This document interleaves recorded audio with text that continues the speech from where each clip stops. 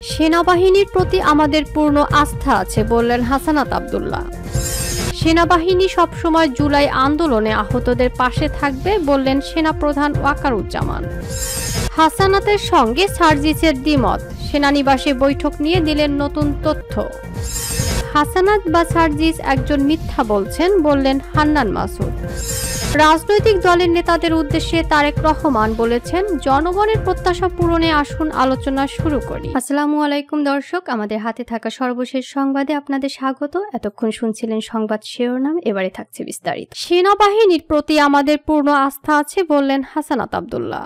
জাতীয় নাগরিক পার্টির এনসিপি নেতা হাসানাত আব্দুল্লাহ বলেছেন, আমাদের অবস্থান সেনাবাহিনীর বিরুদ্ধে নয়, তাদের প্রতি পূর্ণ আস্থা ও সমর্থন আছে, আমাদের শ্রদ্ধা ও সম্মান আছে। আমরা আশা করি তারা আমাদের সেই আস্থার প্রতিদান দেবেন। গণহত্যার দায়ে আওয়ামী লীগের বিচার, তাদের নিবন্ধন বাতিল, রাজনৈতিক ও সাংগঠনিক কার্যক্রম নিষিদ্ধের দাবিতে শনিবার শাহবাগে জাতীয় জাদুঘরের সামনে অনুষ্ঠিত সমাবেশে এ মন্তব্য করেন হাসানাত। এ সময় জুলাই গণ অভ্যুত্থানের অন্যতম নেতা বলেন, পৃথিবীতে কোথাও এমন নজির নেই যারা গণ অভ্যুত্থানের মধ্য দিয়ে পালিয়ে যায় তাদের আবার নির্বাচনের সুযোগ করে দেয়। আমরা কোনো নির্বাহী আদেশে আওয়ামী লীগকে নিষিদ্ধ চাই না। আওয়ামী লীগ যত গণহত্যা করেছে, যত গুম করেছে, যত অপরাধ করেছে তার বিচার করে আওয়ামী লীগকে নিষিদ্ধ করার দাবি করেছি আমরা। হাসানাত আরও বলেন, কোনো আওয়ামী লীগকে বাংলার মাটিতে পুনর্বাসন করতে দেওয়া হবে না। ভারতীয় আধিপত্যবাদ আর বাংলাদেশে ঢুকতে দেওয়া হবে না।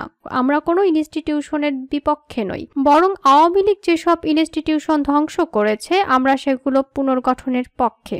এর আগে সমাবেশে আওয়ামী লীগকে রাজনীতি থেকে নিষিদ্ধ করা ও আওয়ামী লীগ নেতাদের সম্পদ বাজেয়াপ্ত করার দাবি জানান দলটির নেতারা।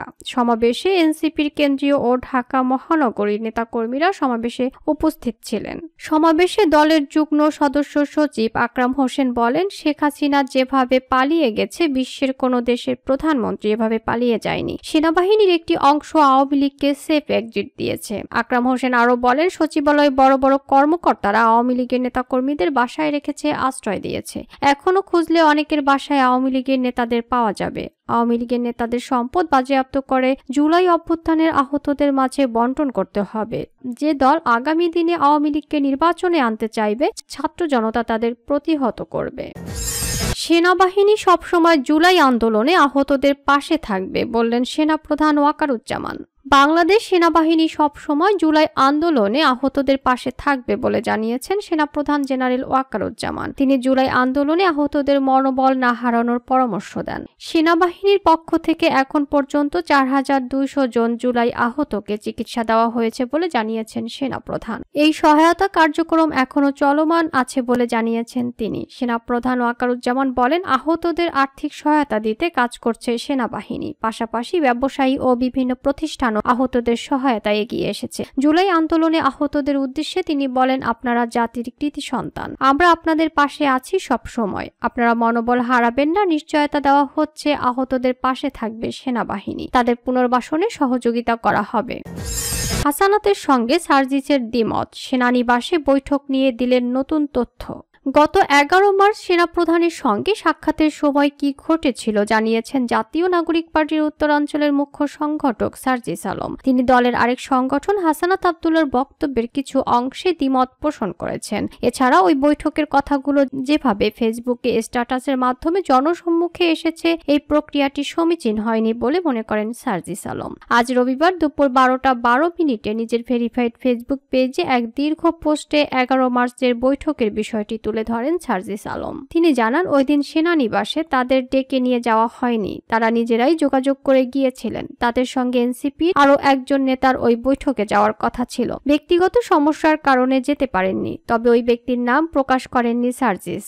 সেনাপ্রধানের একটি বক্তব্যের পর তারা নিজেরাই সেনাপ্রধানের মিলিটারি অ্যাডভাইজারের সঙ্গে যোগাযোগ করে সেনানিবাসে যান বলে ওই পোস্টে উল্লেখ করা হয়েছে। সার্জিস বলেন, যেদিন সেনাপ্রধানের সঙ্গে আমাদের সাক্ষাৎ হয়, সেনাভবনে সেই রুমে আমরা 3 জনই ছিলাম, সেনাপ্রধান, হাসানাত এবং আমি। ওই বৈঠকের আলোচনা নিয়ে হাসানাত আব্দুল্লাহর বক্তব্যের সঙ্গে তার কিছুটা দ্বিমত আছে জানিয়ে সার্জিস বলেন, মানুষ হিসেবে যে কোনো ব্যক্তি বা ব্যক্তির অভিমতকে এক একজন এক একভাবে অবজার্ভ করে। হাসানাত সেদিন তার জায়গা থেকে যেভাবে সেনাপ্রধান সেনাপ্রধানের বক্তব্যকে অবজার্ভ ও রিসিভ করেছে এবং ফেসবুকে লিখেছে, আমার সেই ক্ষেত্রে কিছুটা দ্বিমত আছে। তিনি বলেন, আমার জায়গা থেকে আমি সেদিনের বক্তব্যকে সরাসরি প্রস্তাব দেওয়ার আঙ্গিকে দেখি না, বরং সরাসরি অভিমত প্রকাশের মতো করে দেখি। অভিমত প্রকাশ এবং প্রস্তাব দেওয়া দুটি বিষয়ের মধ্যে পার্থক্য রয়েছে। সার্জিস আরও বলেন, পাশাপাশি রিফাইন্ড আওয়ামী লীগের জন্য চাপ দেওয়ার যে বিষয়টি এসেছে সেখানে চাপ দেওয়া হয়েছে এমনটি আমার মনে হয়নি, বরং রিফাইন্ড আওয়ামী লীগ না আসলে দীর্ঘমেয়াদে দেশের পরিস্থিতি এবং রাজনৈতিক দলগুলোর মধ্যে যে সমস্যার সৃষ্টি হবে সেটা তিনি অতি আত্মবিশ্বাসের সাথে বলেছিলেন। রিফাইন্ড আওয়ামী লীগ নিয়ে ওই বৈঠকে কথা হয়েছিল জানিয়ে সার্জিস বলেন, আওয়ামী লীগ ফিরে আসবে কিনা, এই ইলেকশনে আওয়ামী লীগ থাকলে কি হবে, না হবে থাকলে কি হবে, আওয়ামী লীগ এই ইলেকশন না করলে কবে ফিরে আসতে পারে কিংবা আদৌ আসবে কিনা, এসব বিষয় নিয়ে কথা হয়েছিল। এসব সমীকরণে দেশের উপরে কি প্রভাব পড়তে পারে, স্থিতিশীলতা এবং অস্থিতিশীলতা কোন পর্যায়ে যেতে পারে সেসব নিয়ে কথা হয়েছিল। তবে হাসানাত তার ফেসবুক পোস্টে দাবি করেছিলেন, রাজনীতিতে রিফাইন্ড আওয়ামী লীগ করার জন্য চাপ দেওয়া হয়েছে। হাসানাতের ওই দাবি নিয়ে সার্জিস লিখেছেন, যেই টোনে হাসানাত ফেসবুকে লেখা উপস্থাপন করা হয়েছে আমি মনে করি কনভারসেশন অতটা এক্সট্রিম ছিল না। হাসানাত তার বক্তব্যে আরেকটি বিষয় উল্লেখ করেছে, আলোচনার এক পর্যায়ে বলে দেই যে দল এখনো ক্ষমা চায় নাই, অপরাধ স্বীকার করে নাই, সেই দলকে আপনারা কিভাবে ক্ষমা করে দেবেন। অপর পক্ষ থেকে রেগে গিয়ে উত্তর আসে, you people know nothing, you lack wisdom and experience, we are in this service for at least 40 years, তোমার বয়সের থেকে বেশি। এই আলোচনা হয়েছে বলে দাবি করেছেন এনসিপি নেতা সার্জিস আলম। তবে তিনি ফেসবুক পোস্টে বলেন, কিন্তু আমাদের রুমে বসে হওয়া কনভারসেশন হঠাৎ এককভাবে শেষ করে যখন সেনাপ্রধান উঠে দাঁড়ালেন এবং রুম থেকে কথা বলতে বলতে বের হয়ে এসে যখন আমরা গাড়িতে করে ফিরবো তার পূর্বে বিদায় নেওয়ার সময় দাঁড়িয়ে দাঁড়িয়ে এই কনভারসেশন হয়েছে। সেনাপ্রধান রেগে যাওয়ার সুরে এই কথা বলেছেন বলে আমার মনে হয়নি, বরং বয়সে তুলনামূলক বেশ সিনিয়র কেউ জুনিয়রদের যেভাবে অভিজ্ঞতার ভারের কথা ব্যক্ত করে সেই টোন এবং এক্সপ্রেশনে বলেছিলেন।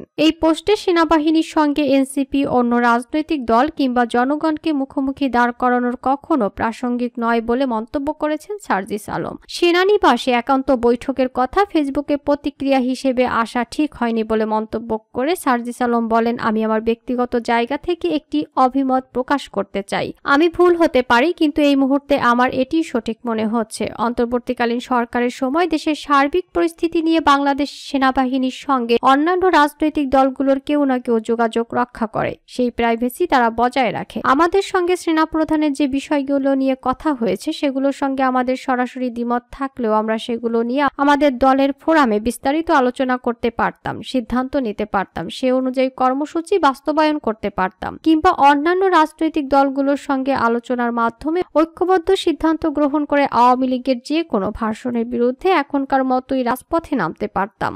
অথবা অন্য রাজনৈতিক দলগুলো সরাসরি আমাদের সঙ্গে ঐক্যমত্যে না পৌঁছালে আমরা শুধু আমাদের দলের পক্ষ থেকে এই দাবি নিয়ে রাজপথে নামতে পারতাম। কিন্তু যেভাবে এই কথাগুলো ফেসবুকে স্ট্যাটাসের মাধ্যমে এসেছে এই প্রক্রিয়াটি আমার সমীচীন বলে মনে হয়নি, বরং এর ফলে পরবর্তী সময় যে কোনো স্টক হোল্ডারের সঙ্গে আমাদের গুরুত্বপূর্ণ আলোচনা আস্থার সংকটে পড়তে পারে। সবশেষে তিনি বলেন, আমার এই বক্তব্যে আমার সহযোদ্ধা হাসানাতের বক্তব্যের সঙ্গে বেশ কিছু ক্ষেত্রে দ্বিমত এসেছে। এটার জন্য অনেকে আমার সমালোচনা করতে পারেন, কিন্তু আমি বিশ্বাস করি আমাদের ব্যক্তিত্ব স্রোতে গা ভাসানোর মতো কখনোই ছিল না বলেই আমরা হাসিনা রেজিমের বন্দুকের সামনে দাঁড়িয়ে গিয়েছিলাম। আজও কেউ হাসানাতের দিকে বন্দুক তাক করলে তার সামনে দাঁড়িয়ে যাওয়ার কমিটমেন্ট আমাদের আছে, কিন্তু সহযোদ্ধার কোনো বিষয় যখন নিজের জায়গা থেকে সংশোধন দেওয়ার প্রয়োজন মনে করি তখন সেটাও আমি করব।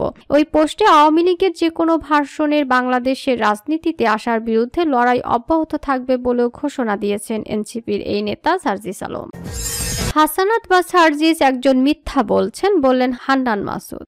সম্প্রতি সেনাপ্রধানের সঙ্গে জাতীয় নাগরিক পার্টি এনসিপির দক্ষিণাঞ্চলের সংগঠক হাসনাত আব্দুল্লাহ ও উত্তরাঞ্চলের সংগঠক সার্জিস আলমের বৈঠকের পোস্টকে ঘিরে উত্তপ্ত রাজনৈতিক অঙ্গন সহ সামাজিক যোগাযোগ মাধ্যম। এবার দুইজনের বক্তব্য নিয়ে ক্ষুব্ধ প্রতিক্রিয়া ব্যক্ত করলেন দলের সিনিয়র যুগ্ম মুখ্য সমন্বয়ক আব্দুল হান্নান মাসুদ। রোববার 23 মার্চ দুপুরে নিজের ভেরিফাইড ফেসবুক অ্যাকাউন্টে একটি পোস্ট দেন সার্জিস আলম। সার্জিস সেখানে সেনাপ্রধানের সঙ্গে বৈঠকের ব্যাপারে নিজের অভিমত ও পর্যবেক্ষণ তুলে ধরেন। ঠিক সেই স্ট্যাটাসের মন্তব্যের ঘরে হান্নান মাসুদ ক্ষুব্ধ প্রতিক্রিয়া দেন। হান্নান মাসুদ লিখেন, এসব কি ভাই, পাবলিকলি বলছি দুইজনের একজন মিথ্যা বলছেন, এটা চলতে পারে না। আর দলের গুরুত্বপূর্ণ পোস্ট হোল্ড করেও আপনারা যেভাবে ব্যক্তিগতভাবে বিচরণ করছেন এবং তা পাবলিক করে এনসিপিকে বিতর্কিত করছেন। তিনি আরো বলেন, মানুষ এনসিপিকে নিয়ে যখন স্বপ্ন বুনছে তখন এভাবে এনসিপিকে বিতর্কিত করার কাদের এজেন্ডা? সরি, আর চুপ থাকতে পারলাম না, বলেন হান্নান মাসুদ। রাজনৈতিক দলের নেতাদের উদ্দেশ্যে তারেক রহমান বলেছেন, জনগণের প্রত্যাশা পূরণে আসুন আলোচনা শুরু করি। দেশের রাজনৈতিক দলের নেতাদের উদ্দেশ্যে বিএনপির ভারপ্রাপ্ত চেয়ারম্যান তারেক রহমান বলেছেন, আসুন আমরা শুরু করি আলোচনা। জনগণের যে প্রত্যাশা ও চাওয়া, তাদের যে মূল লক্ষ্য ও উদ্দেশ্য, সেগুলো আমরা কি করব। তারেক রহমান বলেন, পলাতক স্বৈরাচার যে প্রতিষ্ঠানগুলো ধ্বংস করে দিয়েছিল সেই প্রতিষ্ঠানগুলোতে মেরামত করতে হবে। যেহেতু আমাদের রাজনীতি হচ্ছে বাংলাদেশ এবং জনগণকে ঘিরে, আমাদের রাজনীতির সবচেয়ে বড় পুঁজি হচ্ছে এদেশের জনগণ। কাজে রাষ্ট্রের এই বিষয়গুলো যদি আমরা মেরামত না করি, এদেশ আমরা আমাদের কাঙ্ক্ষিত লক্ষ্যে নিয়ে যেতে পারবো না। মানুষের প্রত্যাশা অনুযায়ী দেশ গড়ে তুলতে সক্ষম হব না। তারেক রহমান আরো বলেন, জুলাই আগস্টে জনতার যে অভ্যুত্থান, রাজনৈতিক দলগুলোর সঙ্গে জনগণের সমর্থন ছিল বলেই পলাতক স্বৈরাচারের মতো একজন মাফিয়াকে এদেশ থেকে বিতাড়িত করা সম্ভব হয়েছে। এই যে জনগণ রাজপথে বেরিয়ে এসেছে, তারা রাজনৈতিক দলগুলোর পাশে দাঁড়িয়েছে। দলমত নির্বিশেষে সবাই সমর্থন দিয়েছে যে একটি পরিবর্তন হতে হবে। নিশ্চয়ই জনগণের একটি প্রত্যাশা আছে। কেন তারা এই পরিবর্তন চেয়েছে? আমি মনে করি জনগণের প্রত্যাশা হচ্ছে হঠাৎ এমার্জেন্সিতে কতক্ষণ তাকে অপেক্ষা করতে হবে অ্যাম্বুলেন্সের জন্য। এরকম আরো অনেক কিছু বাংলাদেশের জনগণ প্রত্যাশা করে রাজনৈতিক দলগুলোর কাছে। বিএনপির ভারপ্রাপ্ত চেয়ারম্যান আরো বলেন, এই বাংলাদেশটি স্বাধীন হয়েছিল লক্ষ মানুষের আত্মত্যাগের বিনিময়ে। তারপরে আমরা দেখেছি বিভিন্ন সময় গণতন্ত্রকে ব্যাহত করেছেন অনেকেই। একদলীয় বাকশাল বলি, বিভিন্নভাবে বলি না কেন, বিভিন্ন সময় গণতন্ত্র ব্যাহত করা হয়েছে। সংস্কারের বিষয় নিয়ে কথা হচ্ছে উল্লেখ করে তারেক রহমান বলেন, বিভিন্ন সংস্কারের বিষয় নিয়ে কথা হচ্ছে।